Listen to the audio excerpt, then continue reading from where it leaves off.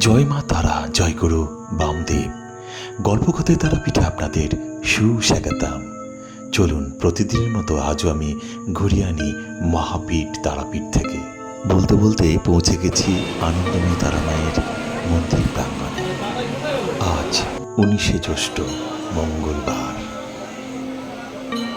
দুর্দান্ত কোমট গরম, তবুও ভক্তের ভক্তিতে আজও মন্দির পরিপূর্ণ হবেই না বা কেন।